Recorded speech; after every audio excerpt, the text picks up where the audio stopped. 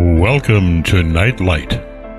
Step away from the mainstream and gather around as we enlighten the world and our realities and travel this cosmic journey we call life. Join us as we share with you and provide that beacon that can guide us all to a better way.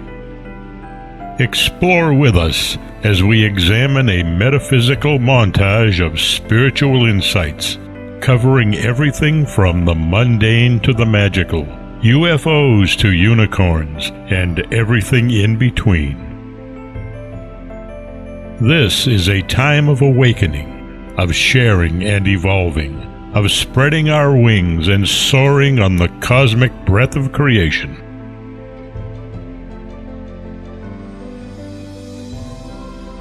Come and join with other light-minded spirits as we weave our lights together to seek understanding, enlightenment, and, with a little luck, some wisdom.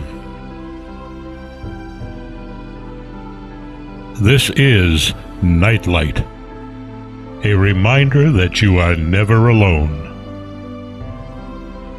And now, here is your host, the lovely, delightful, insightful, and all-around great gal, Ms. Barbara DeLong.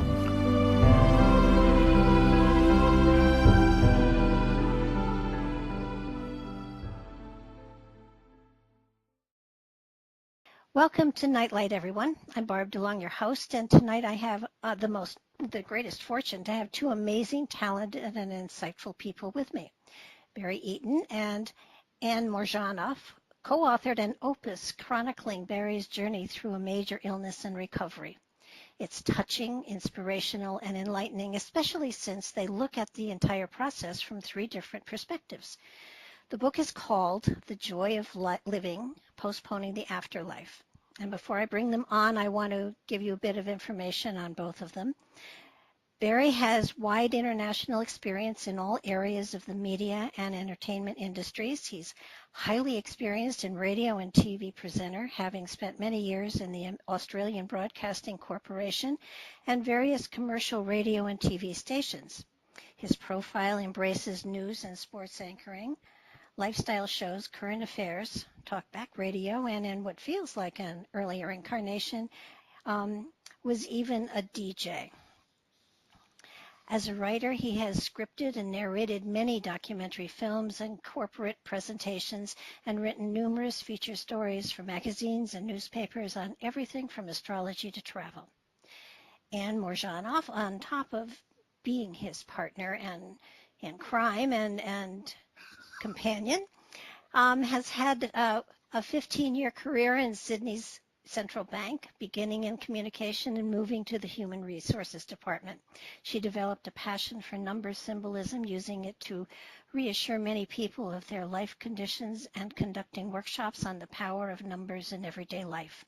She's been a dressmaker for a fashion boutique and now works in the education arena in a casual administrative role. I wish my administrators had been casual. Welcome to the show, both of you. Lovely. Thanks a lot, Barbara. Yeah, that sounds great. Thanks. It sounds like you've summed us up very well. Yeah, well, it was not hard. You had good bios.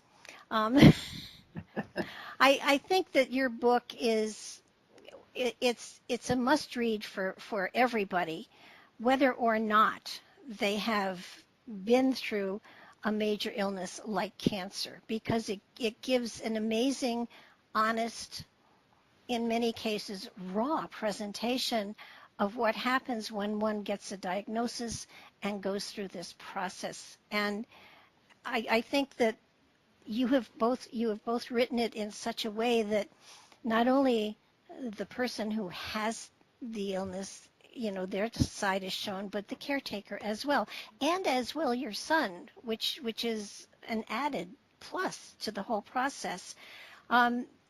Everybody has a fear of a major illness, whether they admit it or not. So were you shocked, Barry, when you got a diagnosis like this? Oh, totally, Barbara. I mean, it's the last thing you expect. We'd actually been to a funeral, would you believe, of a close family member, and I came back because I wasn't living in Sydney at the time. I moved up north for a little while, came back to Anne's place to recover after the funeral because it was a really, really, really hot day. It was well over 100 degrees Fahrenheit. And all of a sudden I had this choking sensation. I knew it wasn't emotion because it felt like I had something stuck in my throat. And that stayed for a while. I just couldn't get rid of it. So finally I ended up going to the doctor. As you know, most males will go to the doctor only when they really have to. Mm-hmm. So I finally got there, and I was expecting that they would reach down my throat and pull out something with a long pronged instrument, you know. But unfortunately it turned out that I had a tumor in my throat. So that was the beginning of my journey when I found out, much to my horror, that I did have cancer. It turned out to be throat cancer and also of the thyroid. And, you know, that comes out of the blue. You do not expect to get something like that. It's not as if you sort of have any great lead-in or any symptoms. It just happens in many cases. Oh, so, yeah. It is. My late husband was coughing so much that I said, you're going to cough up a lung if you don't get to the doctor. And he finally did go to the doctor too late, unfortunately, and he had cancer of both lungs. So. Oh, yeah, that's awful, isn't it? It is, and you know, yet I'm sure that you went through all of the different emotions there are, you know, denial and anger and all of this stuff, but you approached this in such an amazing way. I mean, I buy that you did it this way, but I'm not sure I would have had the courage to have been quite as analytical as you were. And you know, many people say things like, if I had cancer, I would do this, or if I had cancer, I would do that. But, you know, you kind of had your own mind made up what would happen if you were ever diagnosed with cancer. And did you follow through with that? Well, I did, because over the last quite a few years now, I have my own radio program on radiooutthere.com, which is a mind-body-spirit program, and a lot of alternative health practices. And I've moved right away from any kind of pharmaceutical drug medicine as far as I possibly can. And I've always gone for the natural approach in the last 20 years or so. So when you're faced with this, and immediately your doctor says, okay, well, there's only two alternatives here, chemotherapy or radiotherapy. Well, of course, I just curled up inside in horror, because there was no way on God's earth that I was ever going to have chemotherapy. And I went away to have a think about all of this. Now, my family, knowing my ideas and thoughts and feelings about pharmaceutical medicine, knew that I was not going to take chemotherapy for a start, but they were all thinking, oh, God, here he goes. He'll be up in the mountains in a cave, growing a long beard, eating raw vegetables, and we'll probably have to come and bring him back in a wheelbarrow or something. So they all got a bit of a shock after I went to a lot of deliberation, because I went into not only my own intuitive side, but also connected with my team in spirit. And I work a lot with spirit, because in recent years I've not only been working in radio and television, but I studied astrology and then opened up in my whole psychic and medium areas about 28 years ago. So I've been working in that area at the same time, and I've written a couple of books on the afterlife. So I've got a lot of contacts on the other side. And I went in to get some spiritual advice on all this, because I thought, well, what do I do here? My deep inner feeling is no, I don't necessarily have to go to a cave, but I don't also particularly want to find myself in a hospital situation being blasted with some kind of outside force. So I went into a lot of deep meditation and consultation with my friends and guides and all sorts of people on the other side who've helped me in my writing my books. And they were there for me once again. And I was given this assurance that I would be looked after. And I was basically guided to not just walk away from any kind of mainstream medicine, but to embrace both the holistic and the mainstream side of things. And then eventually I was also given the information, we want you to write a book about it. So here's the book. Because when I rationalized it afterwards, Barbara, I realized that Just by writing a book about natural therapies and everything like that, that's going to be probably ignored by the vast majority of the population. But if you can talk about combining holistic and also mainstream medicine, it's going to have a greater long-term impact, because I believe that's the way we should be going anyway, be combining all the wonderful aspects rather than saying this is right or that's right. There's no black and white. It's working on whatever combination we can. So I realized that my spiritual team wanted me to get that word out as much as possible. So that was the decision that I had to make. So after long bouts of meditation and inner reflection and heart-rending, heart-beating, mind-thumping sort of exercises, I came to the conclusion, albeit reluctantly, that I would embrace the mainstream side of it as well. So that's the sort of short story of it. There's a lot more, as you know. You've read the book, I know. Yes, I have, and I couldn't agree with you more. I think that doctors wouldn't be out there if we weren't meant to use them to a certain degree. Yeah. But it's because there are certain things that a metaphysical or a spiritual modality can't provide you with, and I have to admit that lately I have seen their techniques being able to aim in more finely than frying you to a crisp, and that's a good analogy. So yeah, I had an aunt who got fried to a crisp, and she didn't die from the cancer; she died from being fried. Yeah. So there were other modalities you used, and let's just kind of tick some of them off, because some of them are rather fascinating, and I would like you to describe a little bit more. Sure. I mean, you did meditation. Oh, yeah. Well, I've been meditating on and off. I ran a meditation group for 10 years, so been very much involved in meditation for quite a long time. So that's a given. I mean, you can do that in any aspect of your life, whether you're having life-threatening illnesses or whether you're just wanting to help allay the stress in your life, or find out, go a little on the inner journey to come to terms with yourself. Meditation, or quiet time, sometimes it's better known as. You don't have to sit in a corner and go, and stuff like that. Just having the quiet time, closing the mind down, and just allowing your thoughts to calm down and messages to come from your guidance, because there's inner guidance and there's spiritual guidance, and it's all there, but we just have our minds tumbling around too much to even listen to it. So that was an integral but a very important part, but an expected part on my side, that I would be doing meditation. Yeah, that's just step one.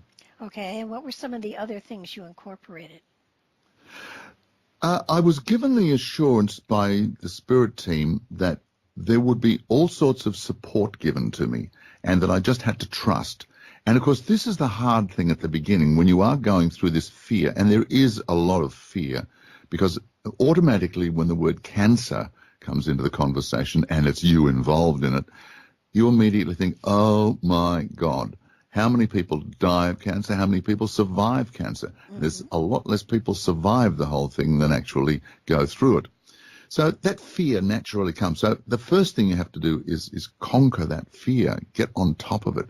But I've come up with a wonderful remedy for that one. And if you have a look at the word fear, F-E-A-R, then I look at that as false evidence appearing real. And so many of our fears are just that. They're false. Because can you remember what you were fearing 6 months, 2 years ago? Maybe not even last week. Because once you get through it, it's a normal thing. We all get afraid of something. We all have fear. But once we can get through that, then we can just move on with life. So that was something that I had to conquer to start off with.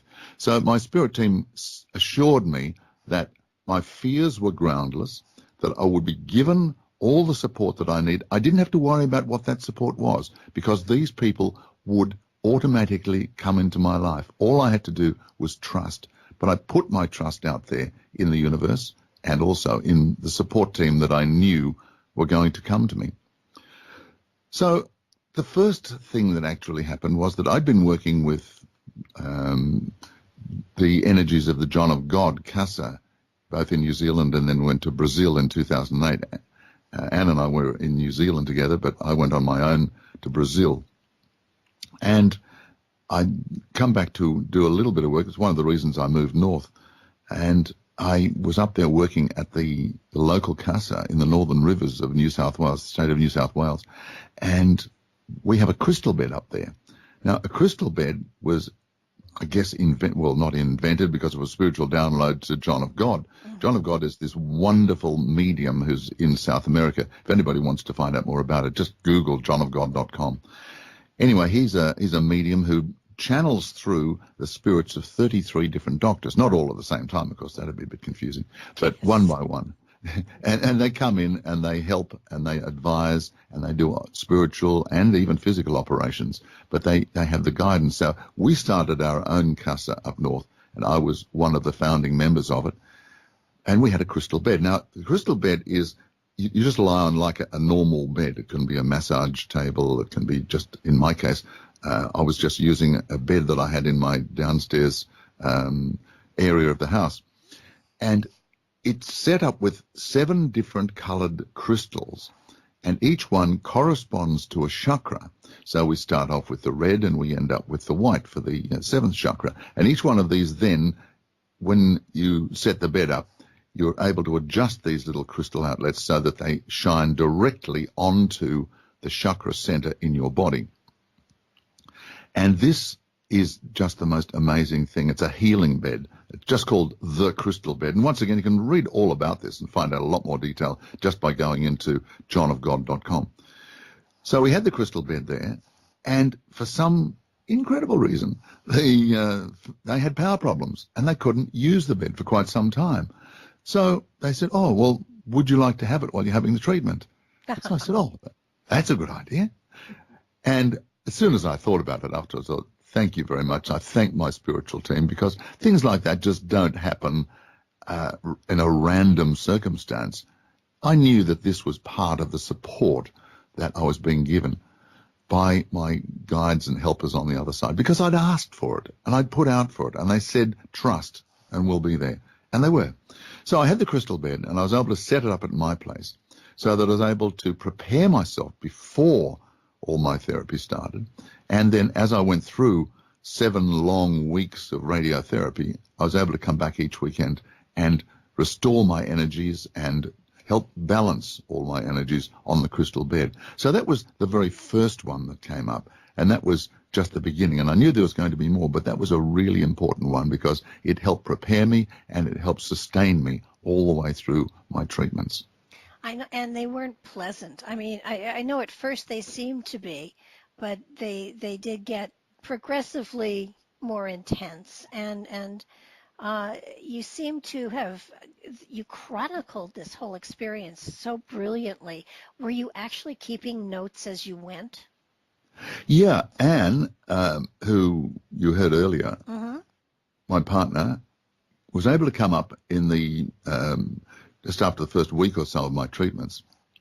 But she's suggested from the word go that because I've worked in radio and television, for most of my life, why don't you record it?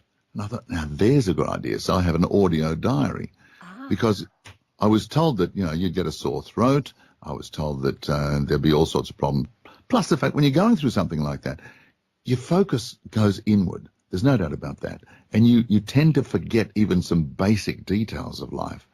So when Anne suggested to me that I record a little audio diary, it was perfect. Absolutely. So that formed the basis of the book, The Joy of Living, that we were able to write. So I was able to have all that information when I looked back on it afterwards and thought, oh, yeah, I remember that now. Yes.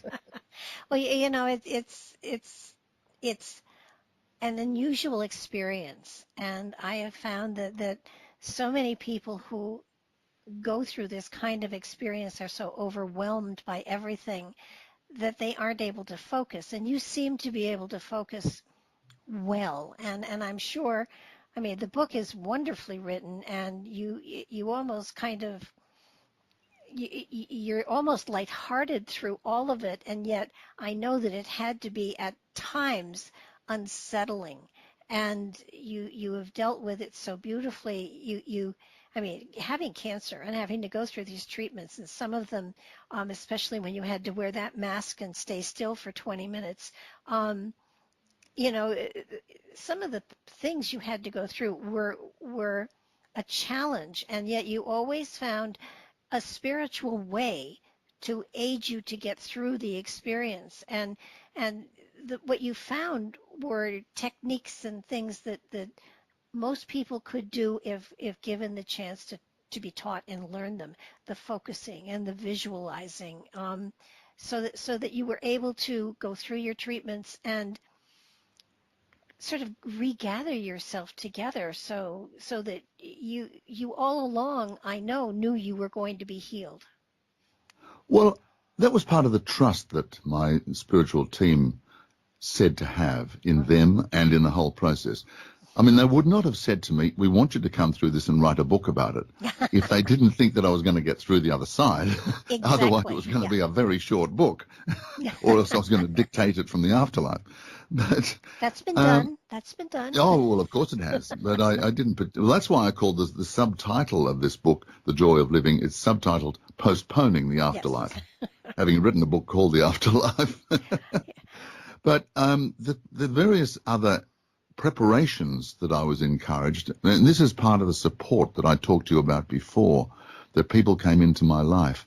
I was able to, for instance, you talked about the mask. Well, by the time I accepted the fact that I was going to have radiotherapy, I had to go and have this fitting for this great big mask that fits over the face and over the shoulders. And they bolt that mask down onto the sliding tray into the therapy machine that you go into. In my case, it was called a Tomo therapy machine.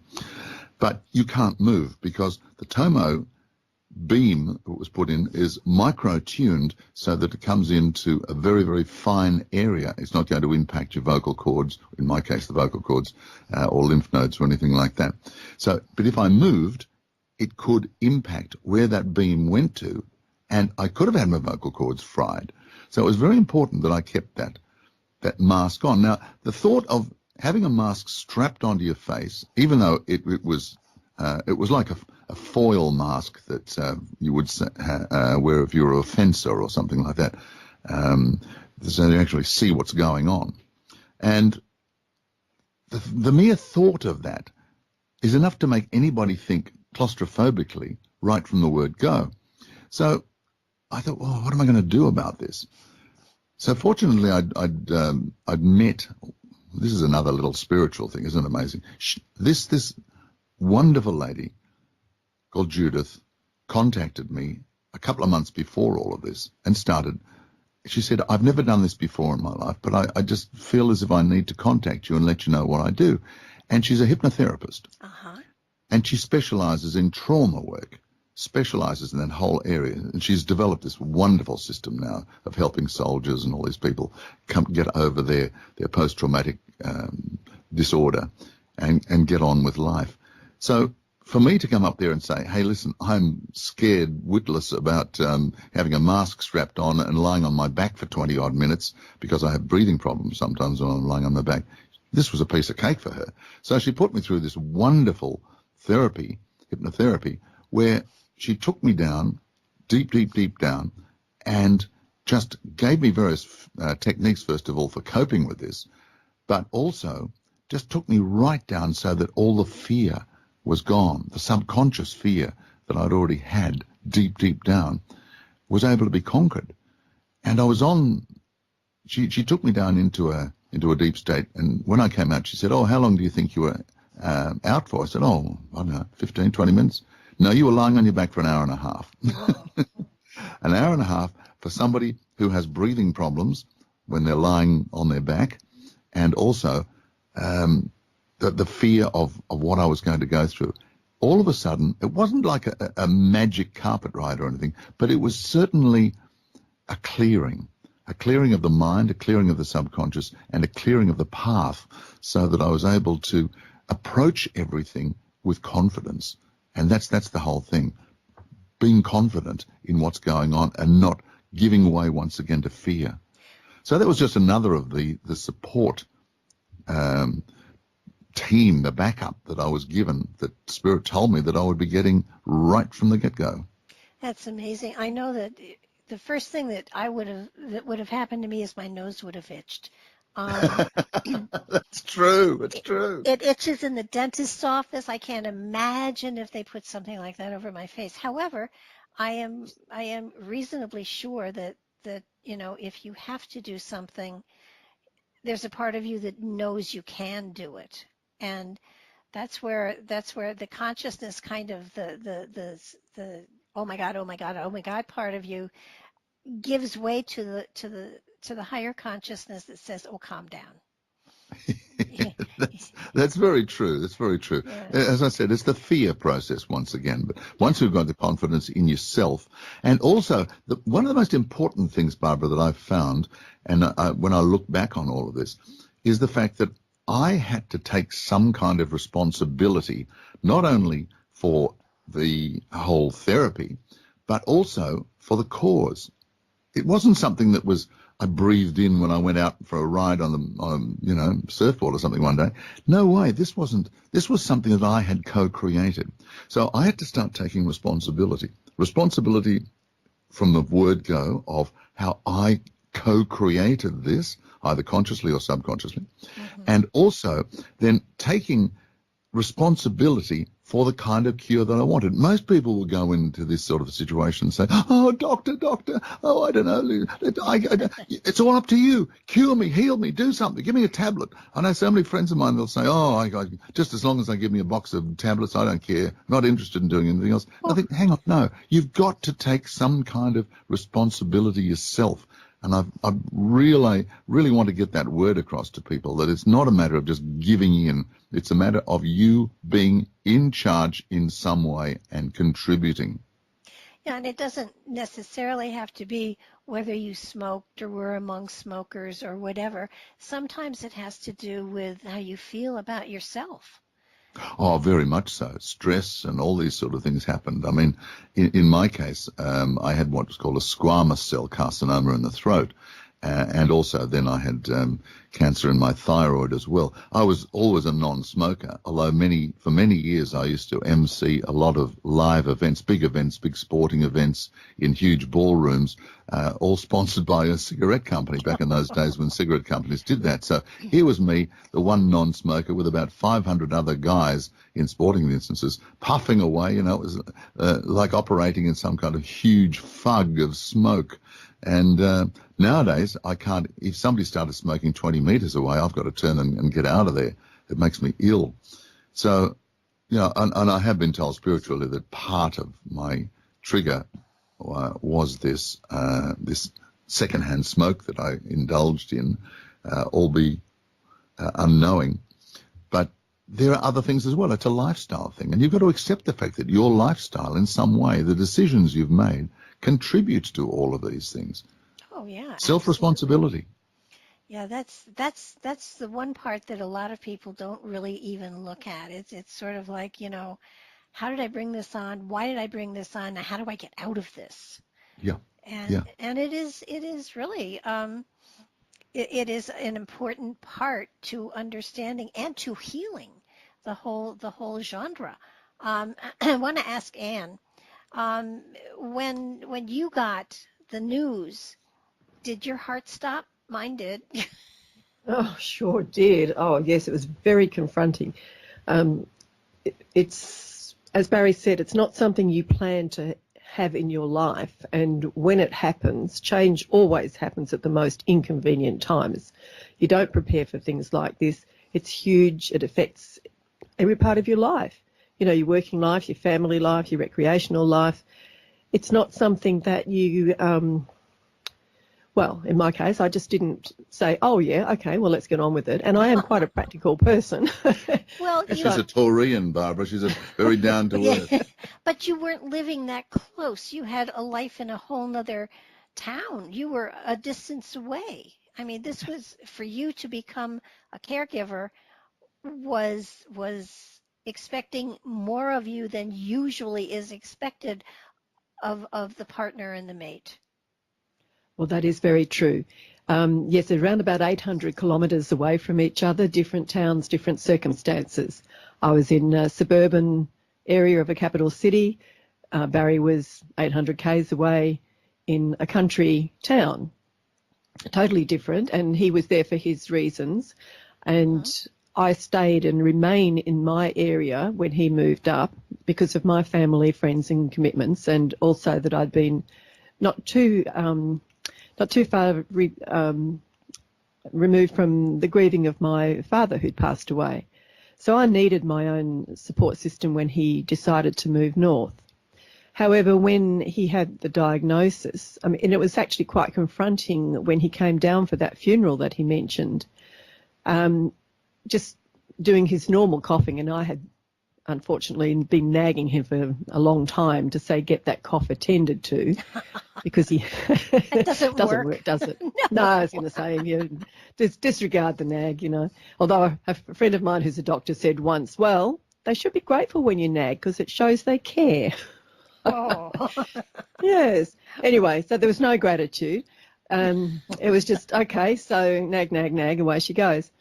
Anyway, when he was down there for that funeral, it was very confronting when he then coughed up some blood. And that was a real eye-opener. And that was when he then promised when he went home that he'd attend to that. So I was thinking, well, thank goodness after all this time he's going to get it attended to. And it's trying to cough up something that wasn't there to cough up. It wasn't going to budge just by coughing. So it did need some attention, as we found out already.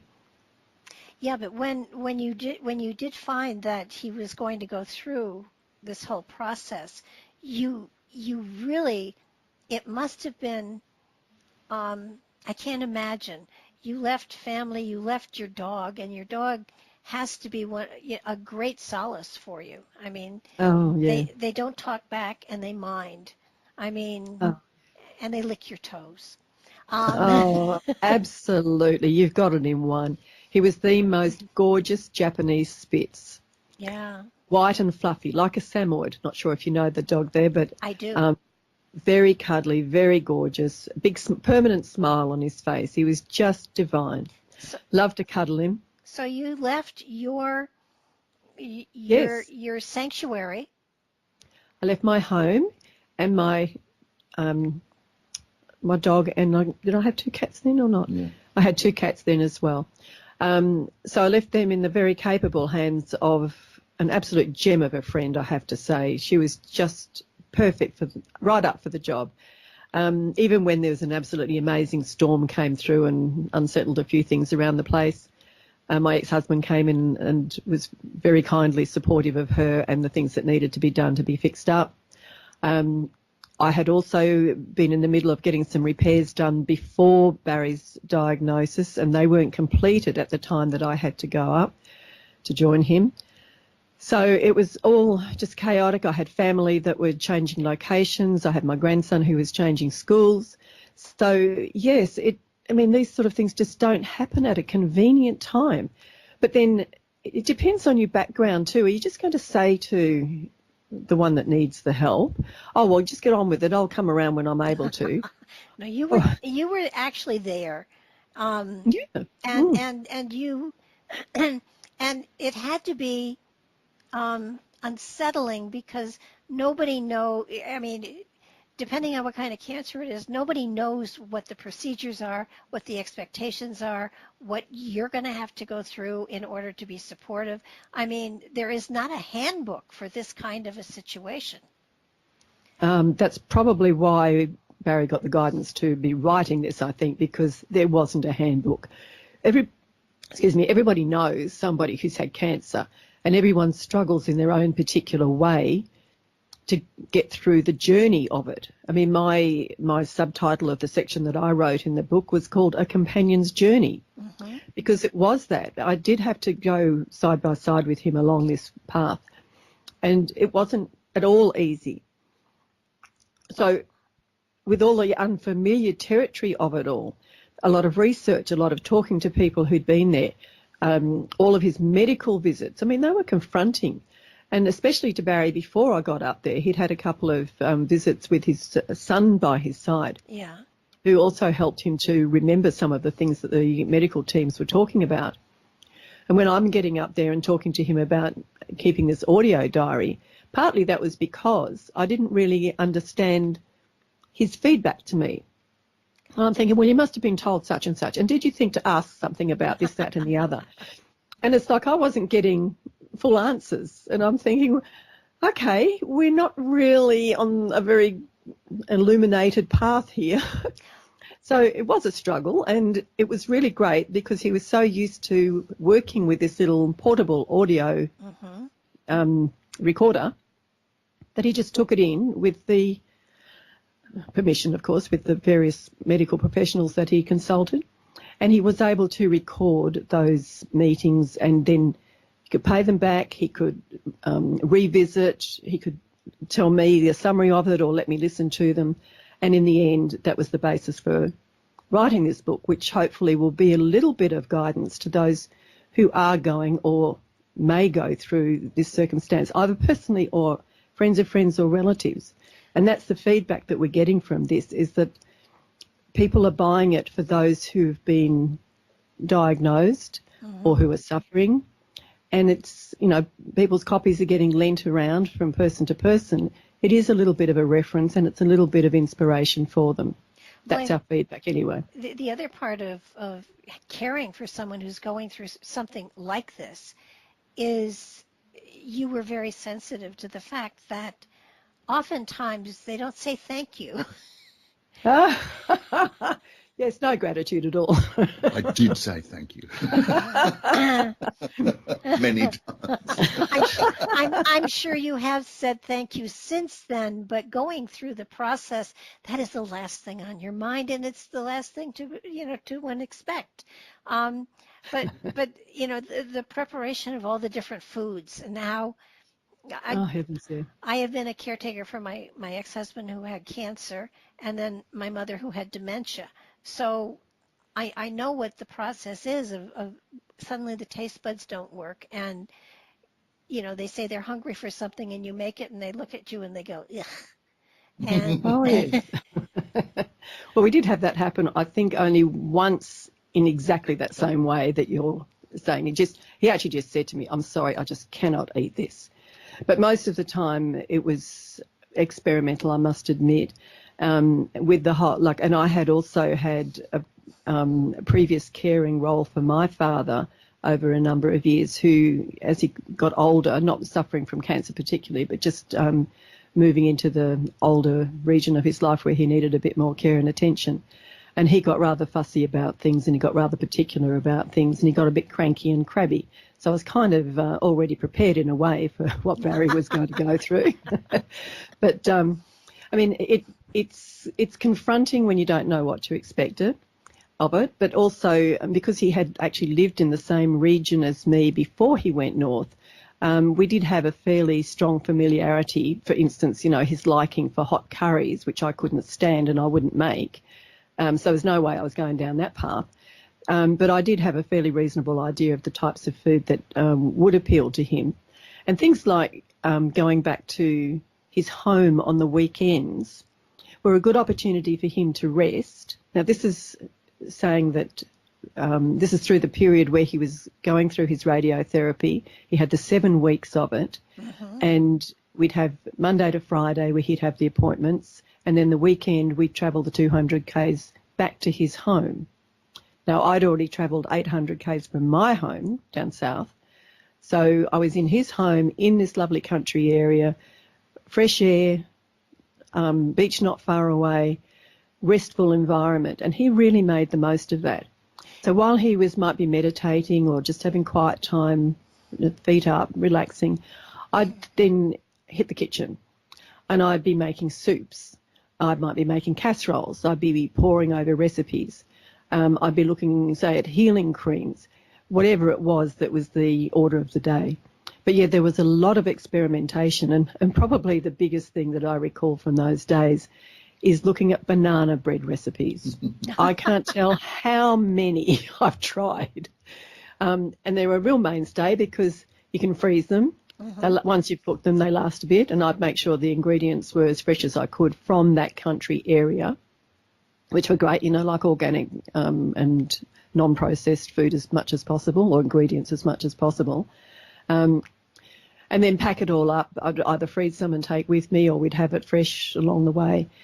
So it was a huge effort on those weekends, but it also was quite a good mainstay when we went back to the hospital environment, to have something that was from the weekend that I knew that he would be okay with.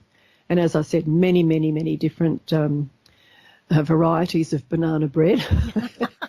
Well, if ever you were going to republish the book, I would suggest that you put some recipes in it. Oh, and it's so funny you should say that, because I did have one that eventually I thought was great, and it used sour cream. And when I got back to Sydney, I was rummaging through all the paperwork that I bought, because we had loads, because we had to do a lot of research on his condition. And I couldn't find it, and I still haven't found it. Oh, my goodness. Well, not only that, but the different creams that you used. That would probably be of great interest to anyone who is going through this kind of therapy, or any kind where the skin is getting burned and stuff like that. Oh, yes. The whole question about the burnt skin is a really big issue. Oh, I'm not sure that the cream helped in particular, but I did use the one that was the most tastiest and the long-lasting and felt the most nutritious, actually used sour cream. Ah. Interesting. Not on the skin. This was just to eat, Barbara. Yes, I got that. I was going to say the crispy skin was a totally different environment, and you mentioned that earlier, and that was very confronting. Did you not have trouble? At one point, Barry, you said that you had asked to be rid of impurities, and you broke out with dermatitis. Yeah, this was at the end, Barbara, because after 7 weeks of radiotherapy, being blasted for 20-odd minutes on 35 different occasions, it does have an incredible impact on your skin. But because it was focused on my throat, then my throat got extremely sore, and I couldn't have anything. The only food I could have had nice sauces and things in it. And there was always a dietitian appointment that I had to go to at the beginning of each week. And when it started to get a little bit difficult to swallow, they said to me, well, do you like ice cream? I said, well, yeah, who doesn't like ice cream? I mean, Right. so they said, all right, well, have ice cream. I said, oh, really? You're giving me permission to have ice cream? So they said, yeah. So every day I would have, I don't know whether you guys over in the States have Magnums or not, but a Magnum is a chocolate-coated ice cream on a stick, and of various flavors, just beautiful. Peppermint was my favorite. But anyway, I'd have one of these at least once a day, plus various milk drinks and things like that. So at the end of all this, I actually ended up with terrible eczema. And I went along, funnily enough, it was on my birthday, which was only about 10 days after my final treatment, which finished on the 27th of June, and my birthday's on the 7th of July. And Anne and I went up to one of the beaches not far from where I was living at the time, and just happened, once again, all these coincidences, just happened to walk into this skin area. Clinic, thank you. And the guy who was running it, was his day off. He just happened to come in for 10 minutes while we were there. And he just happened to give me an instant inspection and said, yes, you have got candida. Thanks very much. So what do I do about that? So he said, right, off dairy, off gluten, off everything, off sugar. Oh, sugar. Sugar is one of the greatest feeds of cancer you've ever had. Anybody who's even remotely concerned about cancer, get rid of the sugar out of your life. That's the first thing to do. Do it anyway, because everything is so absolutely saturated with sugar. Go into the supermarket and see how much sugar is in everything. You just have a little look at the labels on the stuff you buy in supermarkets. Oh, it's frightening. Jams and cereals and things like that. 60, 70, 80% sugar. So all of this had built up into my system. So as soon as then I realized that I'd had candida, and bang, so goodbye to the lovely peppermint ice creams and goodbye to the lovely milk drinks and all the other stuff that I was having. But it worked. So this is the sort of thing that can happen once you've been in this situation. It just doesn't finish with the treatments. You've gone perhaps ongoing ramifications that you've got to deal with. And it's all part of the whole scene. So you've got to be prepared for whatever crops up on the journey. Oh yeah, but and the thing is too that while you're going through all of this, your life is changing. Once you're through it, you can't one go of back. the things that, sorry, Barbara, one of the things that I'm just remembering now is Barry saying that because it was around his birthday, his daughter-in-law and granddaughters came and they brought all to visit, and they brought all the ingredients to make him a very sweet, very yummy birthday cake. And because he had just seen this expert about his candida, he went cold turkey and he just said, no, sorry, can't eat it, can't have any birthday cake. Now, they were really disappointed. They made a big effort. They'd driven 2 hours, wanted to spend some nice time with him, give him a nice treat, which normally would have been great. Yeah, I would have had about 3 helpings. And that was one of the things that made it very, very tricky at the time too, because you couldn't really accept hospitality from people who, would go out of their way and say, "Well, come and have dinner with us." And it was embarrassing because he didn't want to be able to, or have to turn around and say, "Sorry, I can't eat that," even though they make a big effort. So we did rather kind of go off the social scene there for a while, and. I don't think you've had an offer for cake since then, have you? It took ages for my daughter-in-law to speak to me again. Oh, that's a shit. Well, I have to be gluten-free and lactose-free as well. And it is a challenge to sit down to a meal and look at everything and say, well, I can eat some of this. Oh, yeah. But Barbara, after a while now, I mean, I don't know about what it's like in your area, but I've moved back to Sydney now. I had my sabbatical in the country, so I came back down to live in Sydney, and Anne and I living within a couple of minutes of each other again. And the whole thing, I forgot what I was going to say then. What was I going to say? Totally out of my mind. The gluten-free. Oh, thank you, yes. See, I need Anne to remind me what I was thinking about. Mm-hmm. She could tune in to me. She's very psychic. So where we are, it's quite easy to pick up gluten-free bread, for instance, to make your sandwiches or your toast or whatever, and good organic, good quality, fresh food. But there's so much gluten-free product available here in Sydney now, and I guess it must be the same in your neck of the woods, that if you do this and you decide that you want to go gluten-free, lactose-free, and I mean, I have this wonderful, beautiful thing called Cocoa Quench, which is like coconut milk, but it's not. There's no sort of fat in it. I mean, it's beautiful. So I have that on my muesli. And it just tastes coconutty. Anything coconut I love. So there's all of these things. Once you start to look for them, they're there. So you don't have to feel as if you're being punished for being gluten-free, lactose-free, and sugar elimination diet. You'll still have a great time.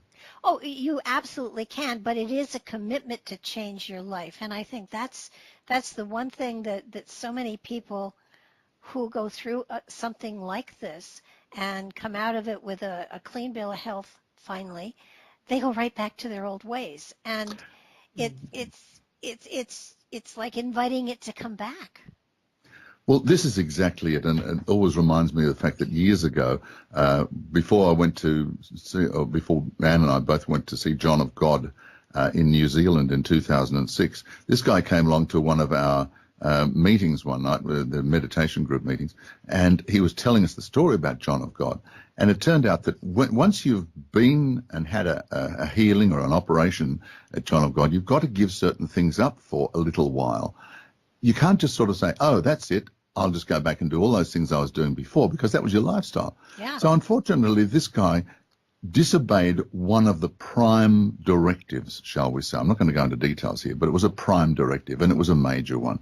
And he, even though he'd had a good amount of time to be able to live his life again, he went back for a second operation, ignored the prime directive, and passed on in a few weeks' time. Oh, who knows how long he might have stayed if he had committed himself and been disciplined enough to stay on that. You've got to admit, you've got to accept that it's change. You can't go back to the same old thing. It's like saying to an alcoholic, okay, well, you've been to 400 AA meetings, now you can go back and here's a bottle of whiskey. You know, you just can't do it. No, you can't. And you know, I think it's so important. I call your experience and Anne's a 2x4. You know, it's spirit saying, wake up. You have something to do, and you've been piddling around being comfortable with your own, you know, your own stuff, and it's time. There's something more important for you to do here. And I'm sure it wasn't just this book, but it's kind of like you really have to turn around and say, okay, my life has to change, my diet has to change, and where does Spirit want me to go next? And, you know, you appear to have a hard head, so Spirit hits you hard. Yeah, with that bit of 4x2 you were talking about. Yeah. But that's the whole thing. If everything was going swimmingly in your life, there would not need to be the kind of lesson that you get from a major illness or some incredible event, whether it's a breakup of a relationship or anything at all, any major thing in your life. They happen for a reason. And you cannot just ignore this and think, okay, well, I'll get through this and I'll just keep on doing what I'm doing. It's like the definition of insanity. You know, keep on doing the same thing expecting a different result.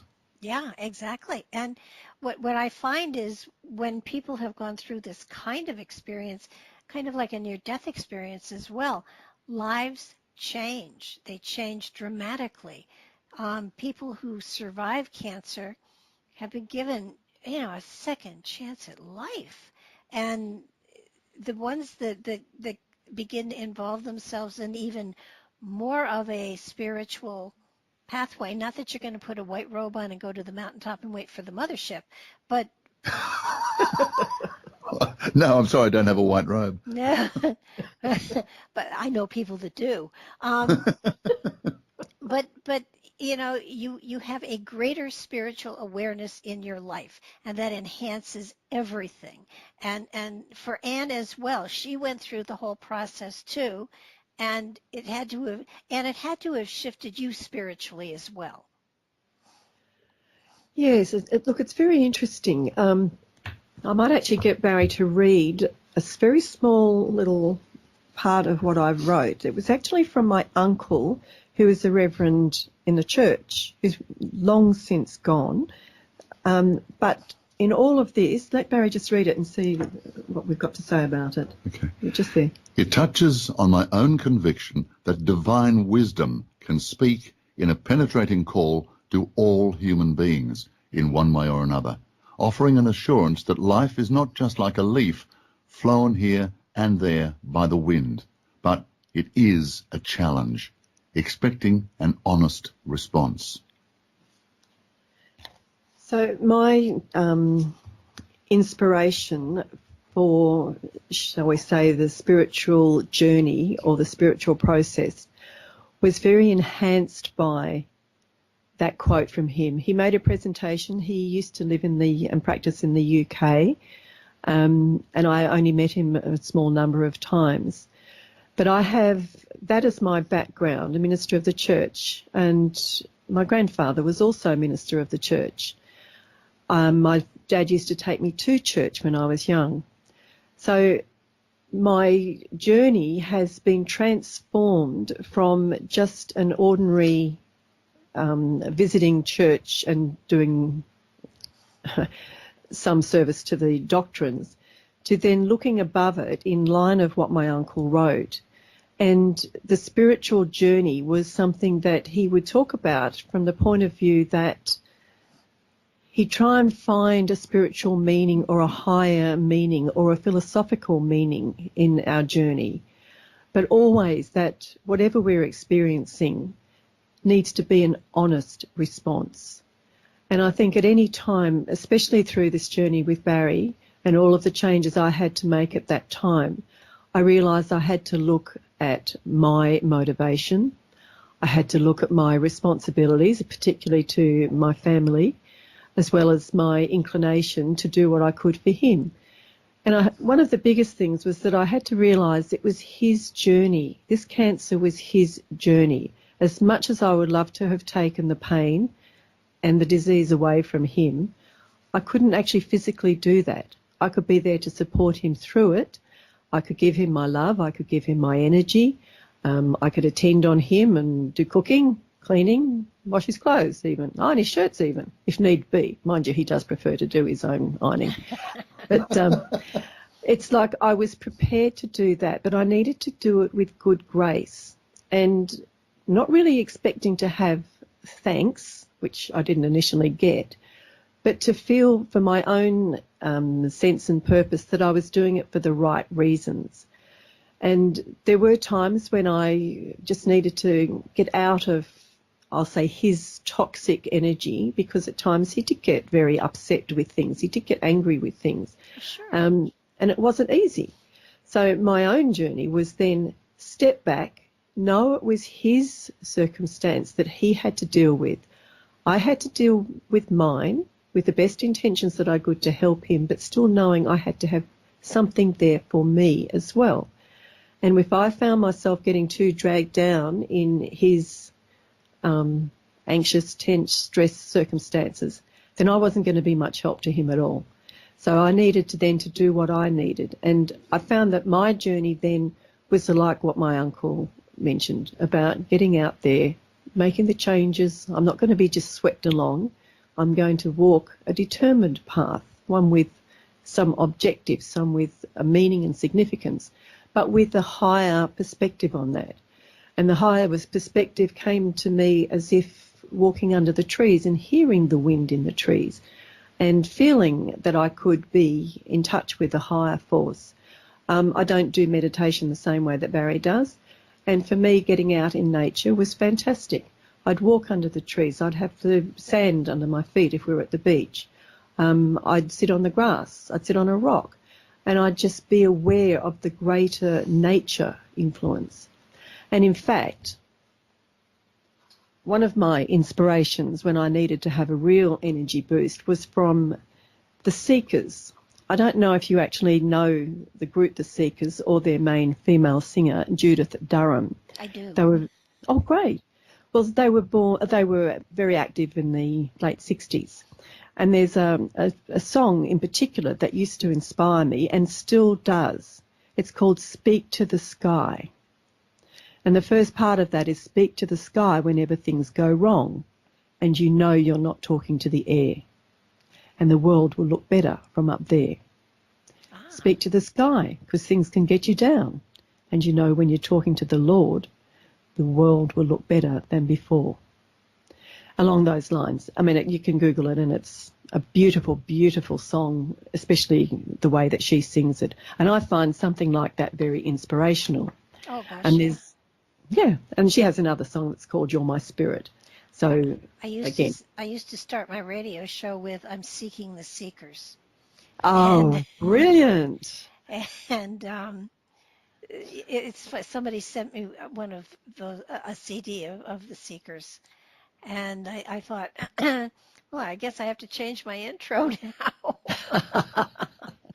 Well, the seekers will come if you seek them. Well, yeah, it was kind of like I'm not really here to entertain you. I'm here to give you options and probabilities and suggestions and insight if I can, and to explain to you how I've loused up and you know you can find your own mistakes. Don't repeat mine; they've already been done. But it is something that I think everybody should hear and understand. Everyone has their own method of meditation. There is not any one only way of meditating. Everyone finds their own way to find peace and solitude and to allow themselves to get inside themselves and attach themselves or acquaint themselves with the spirit that travels within. And I think it's important that, you know, you found it on the beach and Barry finds it in other ways and I garden. I do things that are monotonous so that my spirit can soar. And Everybody will find their own way, and to try to replicate someone else's method is to try to go on their pathway, and you have to find your own. This is a time where we have to forge our own pathway. Now, we're all going to end up in the same place, but that's true. We have our own way of getting there. Yeah. Well, I must admit, I like to get out in nature as well, same as Anne. When I was living up north, up the end of my street was this beautiful big hillside graveyard. Now, it sounds a bit maudlin maybe, but at the end of writing my second book, which I wrote while I was up there, called No Goodbyes, the second afterlife book that I wrote, I used to, at the end of a day's writing, go up, walk through the graveyard and sit at the top of the hill looking out over this beautiful, beautiful domain of, graveyards, gravestones, all sorts, but it was so peaceful, it was so lovely. Yeah. And that was another kind of meditation. So there, as you say, there are so many ways of meditating. As many grains of sand are on the beach, as many people's spirits that are on the planet, that's how many different kinds there are. And it's people should be comfortable when they find their form that works for them to stick to it. I mean, there's nothing wrong with trying other people's out, but when you find something that works for you, that's a good direction to go in, because it puts you in contact with that spirit that you're carrying inside of you, and that's where you get your best advice. That's where you get your best wisdom. That's where you get your direct contact to the source of all creation. Well, this is so true. And as I said earlier on, I think a lot of people equate meditation to sitting in a corner, cross-legged in some sort of yogi pose going, Om. Now, that's a way of doing it, and I've done that as well.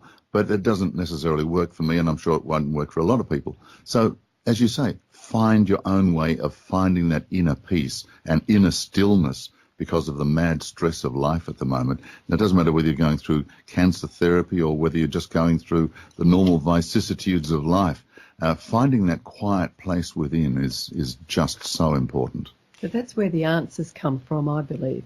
You know, if you're walking along the bit, well, for me, I find a walking meditation works really well if I've got something that I'm needing to process or if I have an issue. So it's like I keep it there and let everything go, but it's in my heart. And then suddenly there seems to be a breakthrough or a whisper or a vision, and there's an answer that is possible to follow through with. And it doesn't have to specially be an illuminating flash of light and thunderbolts in the sky. It's actually an inner knowing for me when it happens. It's just like I then feel confident, I feel relaxed, and I feel as if I can step forward in my inner truth. And that's the bit where, as we were going through this whole journey with the cancer, there were times when we had so much information that we needed to process. What we were reading on the internet, what we had in books, magazines, what people were telling us. We had so much information, and at times we could just get totally bogged down. And Barry would usually go and have his quiet time and do his meditation, and I might go for a walk somewhere. And then just in that quiet stillness, there comes an aha moment, and so, yes. And it's like, I guess my example of from the book would be along the lines of when he needed the gel treatment to deal with the crisp burnt skin on his shoulders. I mean, it happened at a most inopportune time, and it really was a time of just deeply going inside, because we didn't have external resources on a long weekend to be in touch with other than the computer and ourselves and nature.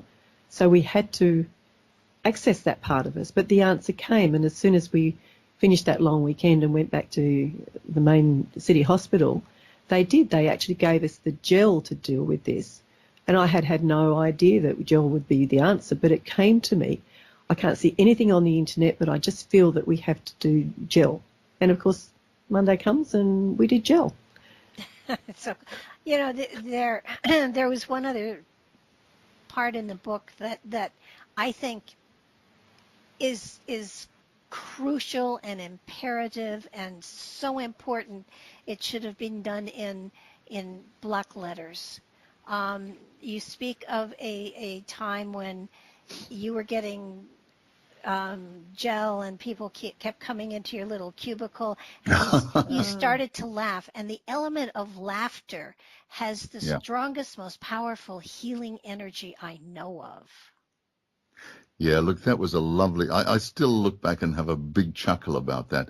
What happens at the end of each session, I would... By this time, my neck and shoulders were red raw, so I'd go into the little nurse's bay there, and they'd put a dressing on, a special dressing, and they wrapped stuff around, and it was quite incredible. But this particular day, I'd had to go in to have my appointment before I could see the dietitian. So the dietitian was waiting to see me. I went back to have my neck treated, and the nurse was training another nurse. So we had this little cubicle where they pulled a curtain around. So the nurse came in to show the other nurse how to put the dressing on. So here I am sitting down on the chair, on the bed or whatever, and there were two nurses. Anne was there as well. So the next thing, the dietitian puts her head through the curtain and says, can I see you? I said, yeah, you want to come in? Yeah, I'll come in. So all of a sudden, the dietitian comes in, and then another nurse arrives. And all of a sudden, I just started to get the absolute fit of laughter, because it reminded me of that wonderful scene in the Marx Brothers movie where they were all in the cabin on a cruise boat, and more and more and more people kept coming into this cabin, and it was just an amazing scene. I've written about it in the book. So I started to laugh, and then everybody started to laugh.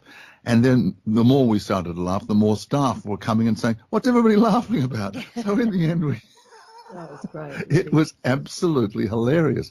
Fortunately, we didn't get some cranky supervisor or something coming and saying, stop laughing. No, you can't laugh. This is not a hospital. But they all loved it, and it's something that lives in the memory. That's why I had to put it in the book. Oh, absolutely. And I had to take the photo too. I mean, because he really was quite a character with this whopping big white collar over his shoulders, almost like a Shakespearean collar. It was so funny. Yeah, like a big ruffle. But it was all bandages and collar to protect himself from any lumps and bumps and things that he might come in. I mean, it was very useful, in other words. Well, I think you did mention taking a picture, and the other thing I found phenomenal is your surprise visitor. I think you're crazy, but you want to share that? 'Cause well, Barry can start that one. Okay, what happened was, it was this weekend where we'd been looking forward to a lovely break, and it was a lovely Sunday morning, and I went out. The property I had up there was about an acre, and I had fruit trees and all sorts of things on. It was a lovely piece of the country. So I went out in the morning. Anne was inside, and I went out, and as I was coming up the back deck, which had two different sets of stairs to it, I was miles away, as you do when you're having this sort of treatment, and just as I went to put my hand out to open the top gate, I froze about 2 inches above a huge python snake. God. Who was just there. Another 2 inches, and I would have put my hand right around. So anyway, I froze, and I took one step backwards and called, Anne, come out here quickly, bring your camera. I knew she would have been really, really upset if she had missed a great... She loves taking photographs, Anne does. Takes thousands of them, and literally.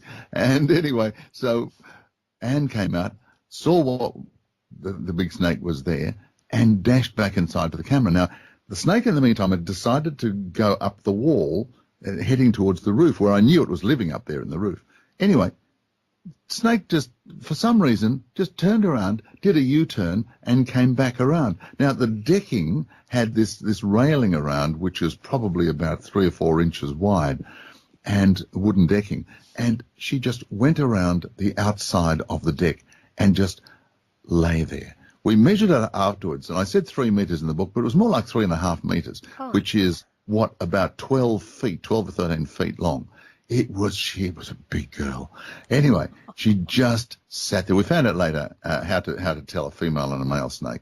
The female ones have the forked tail for obvious reasons. And so then here she was, sitting up there, beautiful sunny day. It was the middle of winter, but beautiful sunny day. So Anne's there with the camera, Anne will take up the story from now. Well, when I first approached him, and I was absolutely amazed at the beautiful, beautiful markings. They were all geometric, and as this lovely snake, we're going to call her Persephone because initially Barry called him, thinking it was a him, Percy the Python. But it turned out, since it was a girl, that we had to call her Persephone. So Persephone there stretched out. It was a winter's day, but it was sunny. So obviously she'd come out, and we didn't know by that at that point, by the way, that she was living in the roof. Oh, did you? Oh, okay. Yeah. Sorry, didn't know that. Anyway, so I didn't know that she was living in the roof.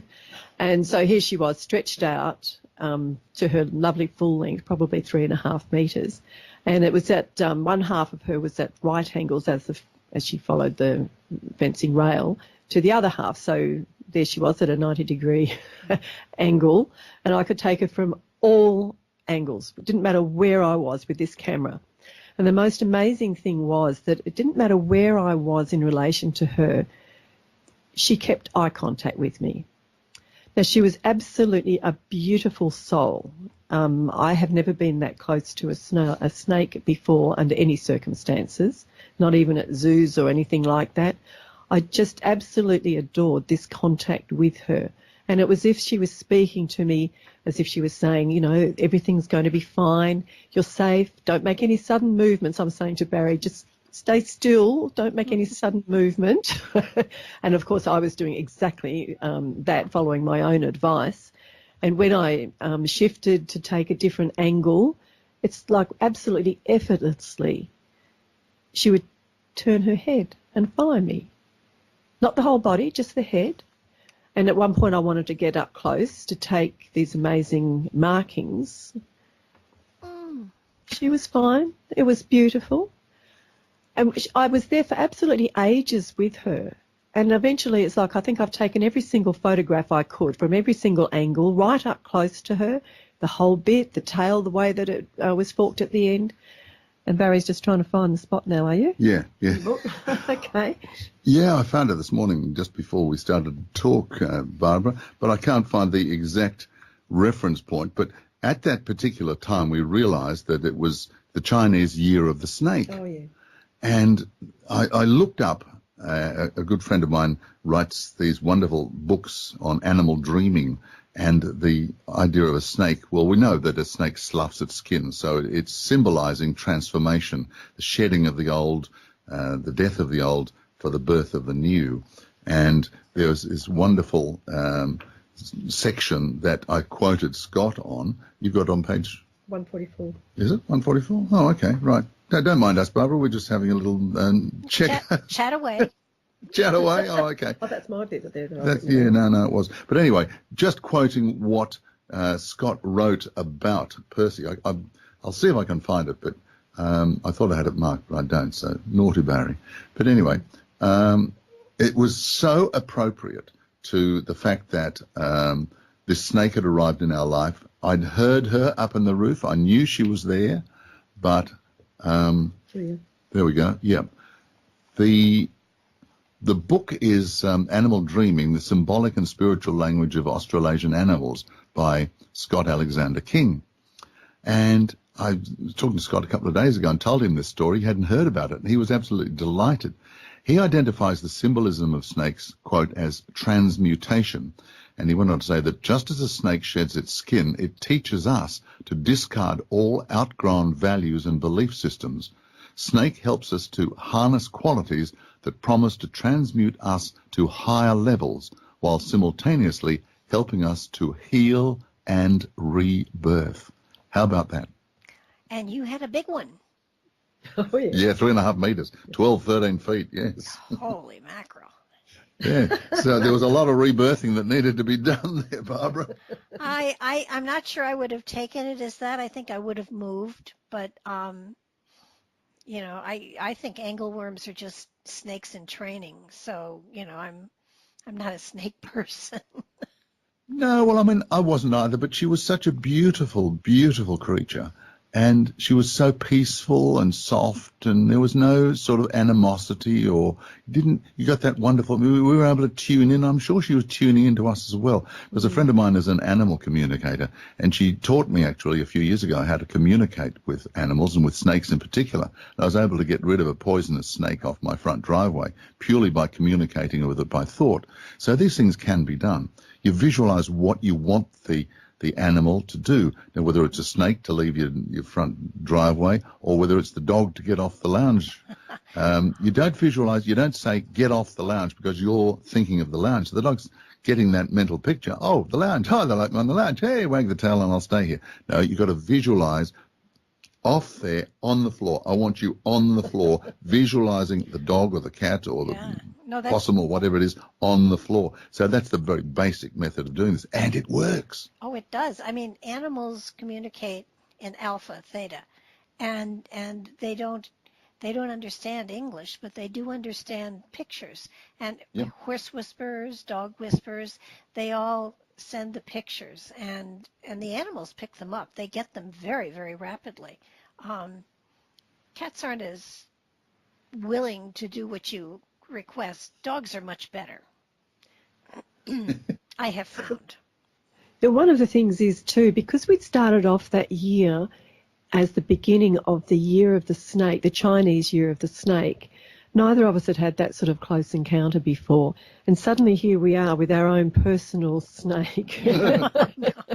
And apparently the way the Chinese look at it is it's an opportunity to find inner strength and to have the courage of our convictions, resulting in personal empowerment. And, of course, the Americans have a particular looking at or interpretation that the snakes shed their skin as a symbol of new beginnings. And I think, you can also take that as a time of a sign for us at that point that we were about to make new beginnings. And it was such an auspicious journey, really. Well, I think the thing that is so wonderful about both of you is that you are very, very attuned to the synchronicities and the little hints that Spirit sends to you in your everyday life. You pick up on them and are able to interpret them appropriately as message from Spirit. Not everybody does that, and it's too bad because we all have those synchronicities. We all have those things that happen, and you say, oh, what a coincidence, but there's no such thing as coincidences. And I totally believe in that. I mean, I'm sorry, did I cut you off there? No, go for it.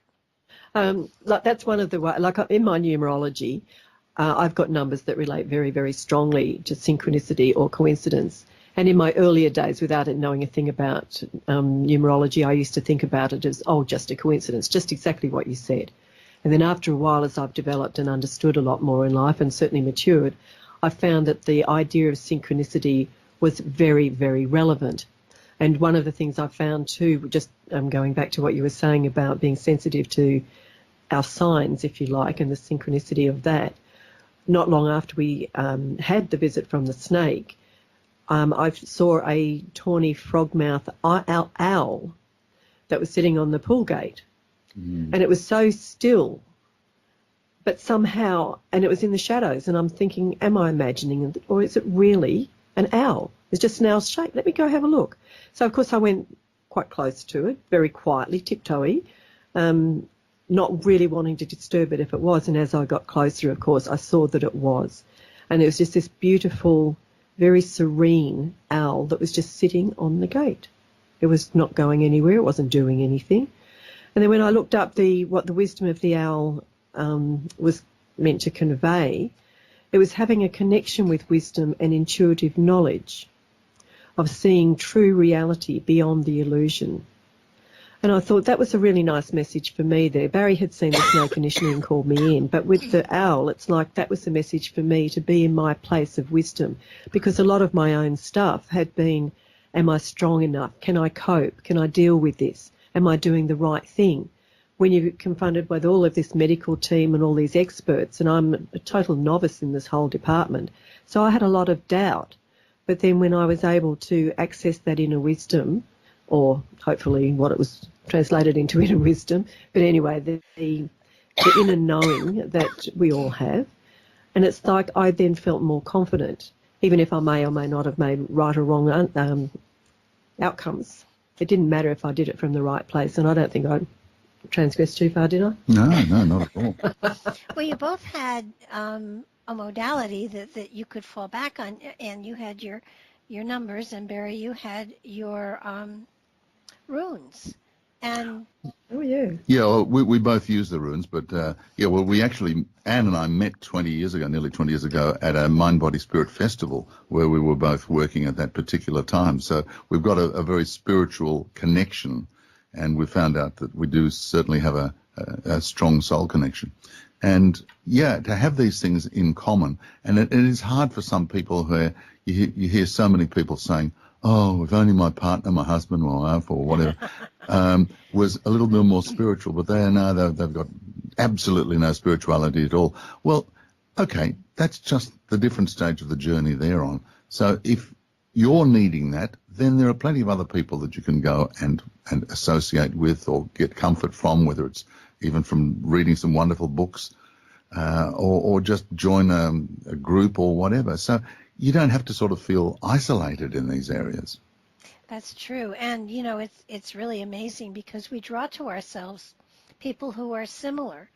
And they don't necessarily have to be partners. If they do end up to be partners, that's great.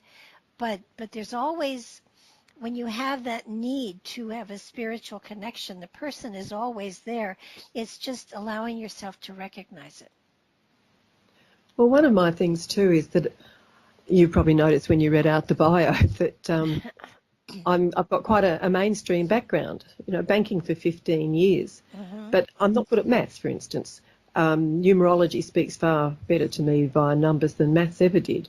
But I've got that administration circumstance around me even now that is a mainstream part of life, but it doesn't negate the other.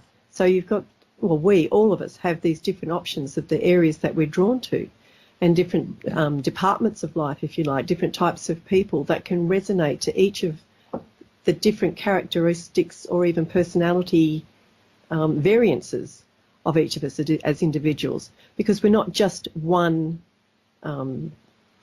identifying aspect. We're several, in my opinion, and especially because I can see that through the numerology. And even a TV show recently said, oh, yes, I'm this and I'm that. And we're both looking at this and we're saying, yeah, we recognise, we do have, some of us just have a duality that's really obvious, but many of us have, many facets to who we are. Oh, absolutely. So, yes, I think we do draw that, yes. Oh, and, in my opinion, every past lifetime has created a new facet for us to radiate out to the universe with, so that there are so many different dimensions within us that we can utilize if we give ourselves a chance to discover who we are. And this kind of experience drives you inside to discover who you really are. And it is a gift. Even though it's a painful one, it is a gift. Yeah, and everybody's got a different kind of gift. Call it a gift, call it an ability, call it whatever, an interest sometimes. But we've all got that. But I always say to people, yeah, everybody's got a certain degree of psychic ability, intuitive ability, call it whatever you like. It's like anything else, you can pick up a tennis racket and somehow get a ball over a net. Otherwise, you might be a little bit better. You might be a good club player or even go on to do it professionally. But everybody's got that certain ability. We've all got that, but we've just got to tap into those abilities and expand them if that happens to be the direction that we feel that we want to take by listening to our heart, by listening to our soul. And the soul connects at the heart. So when you tune into your heart, you're also connecting into your soul. Absolutely. So once you can start doing that and you're finding your own purpose, I always say to people ask me, because Anne and I both still do readings and consultations and whatever, and when somebody asks me about my purpose, I just get them to put their hands over their heart and then just go and have some quiet time and just think, what is my purpose? Open your mind, open your heart, and the purpose will come to you. So it's just a matter of that connection. And we've all got those abilities. But we're also busy and stress-related in our lives and sticking our heads into so-called smartphones and things all the time. I did an interview with wonderful Dr. Norm Shealy a couple of weeks ago, and Norm he hates them. He says, they're not smartphones. I call them dumb phones. Well, that's true. They do come in handy every now and then. Oh, they do. They're great alarm clocks. That's very true. But it seems funny that you only want to get a phone to either set the alarm or make phone calls these days. Yeah, well, you don't have a choice anymore. They don't have dumb phones anymore. According to Norm Shealy, they do. You know Norm Shealy, do you? Norm used to work with Carolyn Mace for many years. Yes. He was the doctor that Carolyn, as a medical intuitive, used to go straight to Norm. So he's an amazing man. I love him. Well, it is. There's such a vast variety of people out there these days, and more and more they are becoming a part of the general population and no longer isolated. And thankfully, nobody gets burned at the stake anymore. Well, not physically, anyway. No. But people get burned emotionally at the stake. Well, that's true. And I have found that with a vast number of people who are in the metaphysical field have sort of isolated themselves in a certain aspect of the metaphysical field instead of just allowing themselves to become more of a cosmic communicator than anything else. And it's sad. It really is to see people saying, well, I'm just this or I'm just that, and you're everything. And then, This is very true. I've been asked, and Anne and I are going to an event early in the new year called the Cosmic Consciousness Conference, which I've been asked to MC. And I think some of the speakers and presenters that are going to be there talking about this whole area of consciousness and the cosmic aspect of it just shows how vast a subject this is. And I'm looking forward to hearing some amazing sort of presentations on this. Oh, I imagine you will. There are so many people they're doing amazing work. And, I keep going back to your crystal bed. Did you say in the book that they used Vogel crystals? I think they are Vogel. Yes, they were. I looked that up again this morning. But they are crystals. They're made in South America. You can't sort of go into a shop and buy them. You've got to actually get them from John of God's Casa in Brazil. And you asked if you would like one. You don't just sort of go into the shop there as well and say, could I have a crystal bed, please? It's certain people are allowed, because they've reached that stage of, I guess, evolution or whatever, that they're able to take these and help heal people. But there are crystal bed practitioners around, and if anybody wants to find one, I guess if you just start Googling or looking online for them, crystal bed practitioners in your area, you'll find where they are. And some of them, people set them up in clinics like massage clinics and whatever, and they can be very, very useful. Even if I was so fortunate because my team had lined it up so that I had open access. But even if you only had one or two sessions on a crystal bed prior to having any kind of big medical treatment, and then maybe afterwards as well, then that certainly would help tremendously. There's a guy called Howard Toos that I used to know a lot, and he used to travel around with the crystal beds around the state of New South Wales here. And Howard is also a guide at the John of God Casa in Brazil. And he always maintains that even if you have to undergo chemotherapy, you will get some kind of relief by having crystal bed treatments. So you're aligning your energies, and that's what it's all about. Not only on the crystal bed, but I was able to align my energies with other healers, some wonderful people that came into my life at that stage. I've written about it in pretty big detail in the book, which we obviously won't go into here. But it's in my case, it was more than one. I was given the full run of a tremendous amount of help, but it was only because I was selected. But I believe in a very old adage: you don't ask, you don't get. So if you want some help, put out for it. We've all got guides. We've all got people helping us on the other side. And we've also got friends and family and everything like that to ask, hey, can you help me in some way, to take the strain off the shoulders? We were only talking about that yesterday, weren't we? We had to go to a funeral of a friend's mother. And a lot of people just will not ask for help. They'll suffer in silence. And other people say, well, hang on, why didn't you ask for help? But you can ask for help from people on our earth plane, and you can ask for spiritual help as well. I don't necessarily mean religious. I'm talking about spirit guides, spirit helpers, angelic help, all of this whole area, as you well know, Barbara. Help is available, but you've got to ask.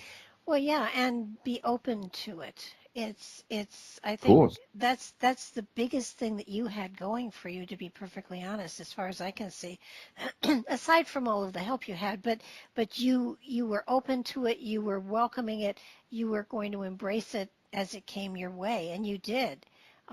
There are people that don't believe, and you kind of want to say, just try, just open yourself up to it. And allow the energy to come in from other sources as well. I know that there are amazing, healing groups out there. There are amazing Reiki practitioners who send distant healing, which is fabulous. There's so many different ways that you can help to build yourself up on a spiritual level to allow for healing to take place. And and it isn't just a doctor going to come in and cut something out and say, okay, you're good to go. The healing process is not just physical in that case. It has to be of a spiritual, of a deeper level. And if you allow that healing to take place, it snowballs out to heal the physical as well. Well, this is it. It's not like taking your car to the mechanic because you've got a faulty note in the engine or something, and you take it in there, they fix it up, you drive away, everything's all hunky-dory. No, it's not like that at all. First of all, you have to accept the responsibility that it's you. At least with a car, it's the car's fault. So, but right. We are not cars. Okay, we're a spiritual energy inhabiting or attached to a human body to have a human experience. But it's a lot more than just a car. It's not just a vehicle.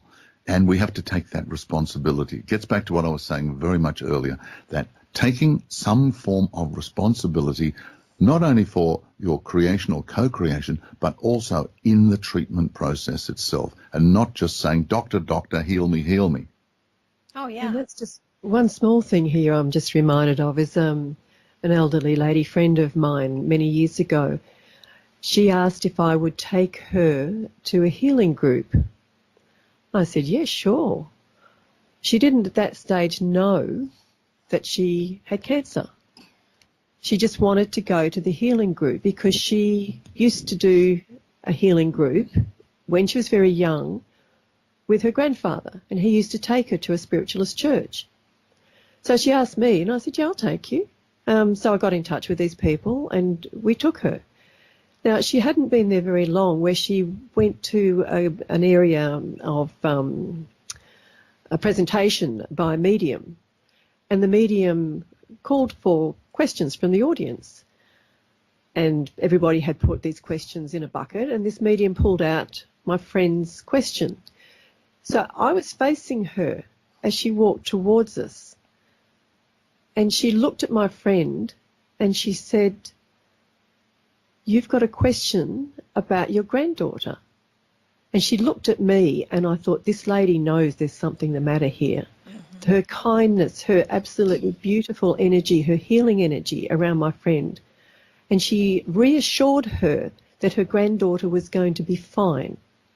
Now, my friend didn't know she had cancer then. But even then, she was worried about her granddaughter. A little while later, we were back at the healing group that she would visit every week, and she talked to me along the way, an hour trip there and an hour trip back. And I would talk to the lady who ran this group in between, and she said it's not about physically healing the cancer, which by then she had been diagnosed with. She said it was about healing her doubts, her worries, her concerns, her regrets. It was actually clearing the path for her to pass over with a clear conscience. She didn't want to have any unfinished business. And by the time it came to the end, and it was 6 months later, she went peacefully. She went feeling absolved of any further worries concerned. And it was a healing of a different kind. It wasn't a physical one. It was as if she had the spiritual cleansing. And it was at the very end, she just had this very calm demeanour about her. It really was very effective in terms of healing in a different way. It can take you to a place where you embrace a new beginning. And that's what death is. It's not the end. It's just a new beginning. Oh, yeah. Well, I think it's more of a continuation of the life cycles that we may have over, who knows, we can't put time on it because that's third dimensional description, but it's a continuing life cycle is what I've been told from my spiritual contacts. And this is only just one life of many. So we just move on to a different aspect of our life cycle. Oh, yeah. No, I think that people have been frightened so by what traditional religion talks about as death, that they don't understand that that's just their thing. It doesn't have to be theirs. It's somebody else's. That if what you believe is what happens, we create our realities by our perception of it. And if our perception of passing is going on, and moving forward, then we go easier and more gently into the night. And it isn't night, it's light. And it's I'm not recommending death to anyone, but I am saying that it's nothing to be frightened of. No, well, that's exactly why 7 or 8 years ago I was given lots of pushing from the other side, shall we say, to write the first of my books called Afterlife, to help remove this fear of death and to be able to show people that it is just a continuation of a journey, and that we are not just going to sort of turn a switch off at the end of this particular lifetime and disappear into the blackness. There's a very well-known person out here in Australia, a media baron, if you like, and he had a near-death experience, came back and said, I've been there, there's nothing on the other side, it's all blackness, there's nothing. So a few years later, he passed. Now, I just heard, funnily enough, about, less than a week ago from somebody who had got some messages from Spirit and said that he is now over there and has a totally different perspective because he's found out that it is not blackness, that it is not just the end, that it is just part of a huge cycle. And we keep on coming back and back and back until we've had enough. And we don't need to keep coming back and back and back because we've done everything, we've learned our mistakes, we've balanced our karma, and then we can move on to the next phase, whatever that may be. I think that's one of the coolest things about being a medium, that you can give people assurance that their loved ones are moving forward, that they are all right, that they are just fine. And I think that's the part of doing this work that gives me the greatest joy, to be able to see somebody's face light up like you couldn't possibly have known that.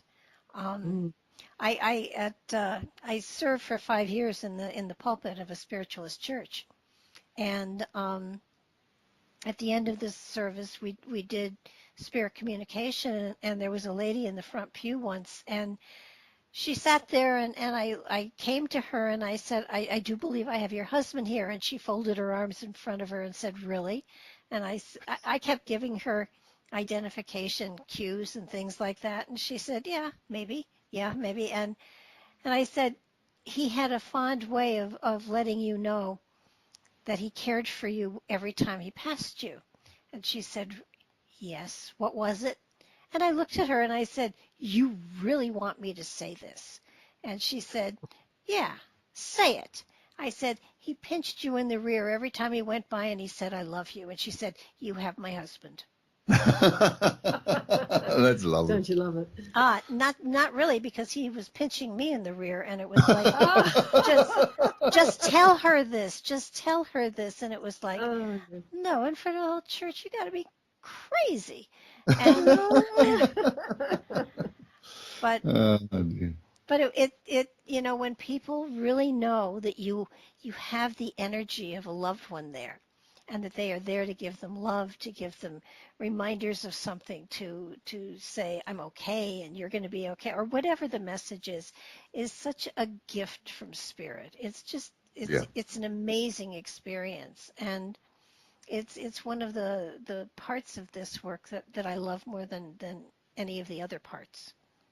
Well, that's what it's all about, isn't it? I mean, there wouldn't be this connection. We wouldn't be getting messages from the other side unless it was deemed to be the best thing for everybody concerned. There would not be the ability to communicate if it was wrong, like some religions turn around and say you're communicating with the devil and all this other rubbish. They wouldn't be allowed to do that. Wouldn't be allowed to do that. No. It's the same thing as I was looking at a quote that I had, a spiritual download, that I'm working on at the present stage. And there was one quote that I got from the other side, from Source actually, saying that there is no such thing as the devil. There's no such thing as that. If there were, I could wipe it out with a passing thought. So just take that into consideration. I think one of the things that people have trouble realizing is that we're all one family. We're all one. I mean, it is one.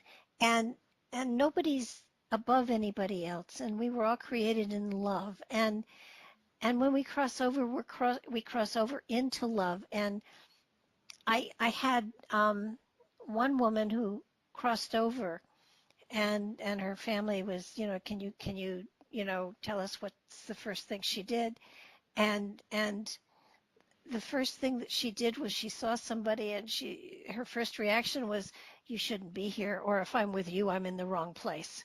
And, it was she was so determined that this person was supposed to go to hell, and they didn't. They were there where she was. It took her a while to understand that our spirit is pure in love, and that's it. Our personalities may need work, but our personalities don't totally go over with us. It's I love that. How dare you? Why aren't you in hell? What's the matter? You're not supposed to be here, or I'm in the wrong place. Oh, dear. No, it is such a joy to be able to do things like that. I want to get back just for a couple minutes to the synchronicities, to the coincidences that happen, because I think that's something very, very important for everyone, whether they are sick or well or whatever, because we get these synchronicities thrown at us constantly by the Spirit within us. It's the Spirit's way of giving us insight, information, and a nudge every now and then in the right direction. And when people don't take note of them, when people don't write them down, it's almost like they didn't get the message. And the more you acknowledge the synchronicities and the messages that come to you, the greater they become, the more impressive they become, until you get actual really messages as opposed to just these little signals. And both of you pay attention to those so beautifully. Yeah, well, Anne taught me a lot when we first got together, because we were in the running the group together, and she taught me about signs. Now, I'd known a little bit about signs because we all get signs of some description. I got used to get mine, having worked in radio and television. I'd get a song or something like that. But Anne has some wonderful ability to come through with signs. Go on, tell Barbara about the signs that you get. I love this. Oh, okay. Are we talking about another part? Yeah. Okay. I started my understanding of synchronicity with Mercedes cars. Yeah. And I was driving along and I'd suddenly find a Mercedes car in front of me. And then I'd look to the side and I'd find one next to me. And then I'd look behind and I'd find one. I'm actually visualising where I was on this particular occasion as we speak. I was at a traffic light, and then lo and behold, I had one behind me as well. Now, Mercedes cars, they're not a dime a dozen. You don't see them everywhere. So I'm thinking, oh, this is a coincidence. And I started to see Mercedes cars everywhere, in front of me, behind me, wherever. So, and then I'm visiting up in Brisbane, which is actually where Barry had his treatment, which is the capital city, roughly 800, 900 k's north. And I was there with my daughters for a sporting event. And I went into this particular shop 3 times. I thought, why am I brought back here? Why am I doing this?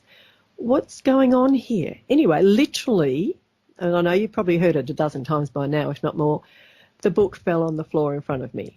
And it was all about coincidences. So I started to read about coincidences. And, of course, the more I read and the more I understood, the more I started to get the message. So I didn't need to have 3 Mercedes cars next to me after I started to learn a bit, and I started to get the idea that, all right, I can do it in 2s now. If I get one and then another one, there's the message. But also because I'd started doing numerology a bit more seriously, I realised that the number plates used to talk to me. So and I've been doing it for over 20 years now, and I have a very good teacher. He's got a PhD in the scientific world. And so we do serious studies, and we do research into, say, high-profile politicians, of whom you have one that's of very much interest to us at the moment, who shall remain nameless. And we would look at things like the elections coming up, etc., etc. So I've been studying it for seriously for quite a long time. Anyway, so especially when we were doing the meditation group with Barry, 1 or 2 people would start asking, oh, I had a coincidence. I keep seeing this number everywhere. So Barry would say, Anne, what does that mean? So Anne would do a little bit of an interpretation, and it turns out that it did seem to have some significance for other people, what I was seeing in the numbers. And it isn't just like 1111, of which there is a really good book, a very interesting book about someone who did an experiment of, I think, about 12 months of living by coincidence in numbers only, and the book title, I think, is called 1111. Anyway, so the whole of this thing about number plates, I mean, we were even out yesterday and Barry looked at this number plate and he said, oh, what does that mean? He has picked up a few tips by now, I guess. But, well, so it had my initials on it, you see, at the time. That's right. So, and for me personally, when I first started, I get different types of messages from people who are passed over in my life. And I get quite specific types of message from my mum. And I get specific types of messages from my dad, and I get specific types of messages that were as if from spirit. And it's like, in those instances, it was just like addressing me directly. There would be a number plate that had my initials on it instead of my parents or anybody else's, like my uncle's, for instance, and it would be definitely directed at me. And it's like some of them would take note, and I'd get, say, I don't know, say 3 7s or something like that, and it's like, oh, this is important. Or I get a group of numbers that might be, say, 979 or something of that nature, so I'd interpret that. But I do the numbers in triplicate. Like if I'm looking at interpretation, I'm not just doing, oh, it's a 4. I'd be looking as at a 1-3 that reduces to a 4, or even a 3-1 that reduces to a 4. My own personal numerology is to do with transformation, renovation, and renewal. So it almost doesn't matter which way around you're looking at it, you get the same thing from me. I've got quite a few 9s, and I've got 3 master numbers. So I guess it's no wonder that I'm guided to do numerology, and I have been told by a medium that apparently I was in a past life in one of the mystery schools. And in the early days of finding my way through life, I was quite interested in Egyptology. But then we came a point, Barry and I were looking at this map when we first knew each other. I think it was about 2002, maybe 2001. And he's saying, oh, let's go to Egypt. I'd love to go on a trip to Egypt. And I'm looking with a friend of his at this big map, and one of the guys pointed to a town on this map, and I said, no, you can't go there. There's going to be an explosion. And they both looked at me as if to say, you must be mad. But of course, 3 weeks later, there was an explosion. So I kind of went off Egypt after that, and I still haven't been. I'm still drawn to looking at place names. I'm still looking at timing. Timing particularly I really like, and Barry and I, interestingly enough, even though we have totally different birthdays, we're born 7 years apart, our personal day, when you get right down to it, even our personal day is the same. So we're kind of living the same, even today, would you believe, if you have chosen a day that resonates to a combined number in our numerology charts. Wow. So thank you for the invitation, and it's about karma. It's about what goes around comes round, but it's also about spiraling up to a higher level. And I think that's a lot of what you've presented to us today, is the opportunity to talk about things on a higher level. So there you are. There's a little bit about my numerology background. That's very cool. Very cool. Thank you. I mean, my birthday is 3344, so I am into the numbers as well, but not to the depth that you are, totally. But it's fascinating how just about everybody, given the chance, will find a modality or a technique or a part of themselves that is drawn to something that will help them to make that shift and of a spiritual nature. And we are surrounded by spirituality. It's just not obviously we don't always pay as much attention to it as we really should.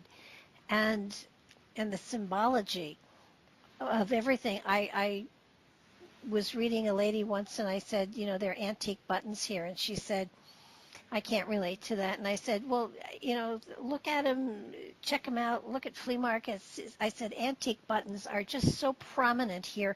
I can't go further than the antique buttons. That's all I'm getting.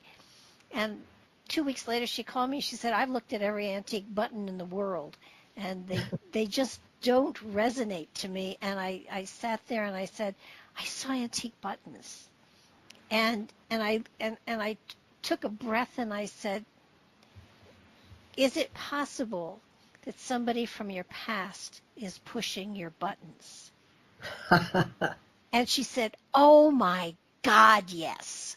And a good example of a symbol that was not interpreted correctly. And so we were able to go forward from there because that was exactly what was going on.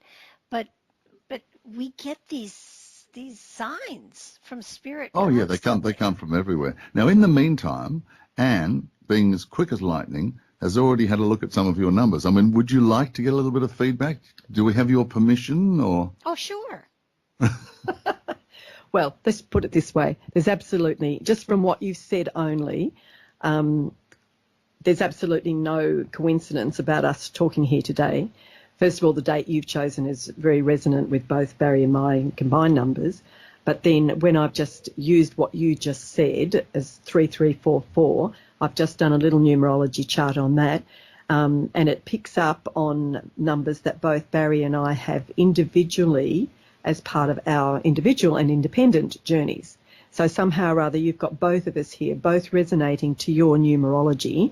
And your numerology, the way it's talking to me, I've just got a little bit of a map here as part of the experience that, shall we say, you're meant to have in life, or given the opportunity to have in life, is to be on the stage of life, to be in the spotlight of life, to be giving unconditionally, sharing, healing, sharing wisdom and universal guidance. To me, that is what I'm getting from you today anyway, which is wonderful. Then I've just looked at the name that you're using on air here, and that resonates very, very strongly to Barry's, in particular, in two instances, and to mine to a lesser degree.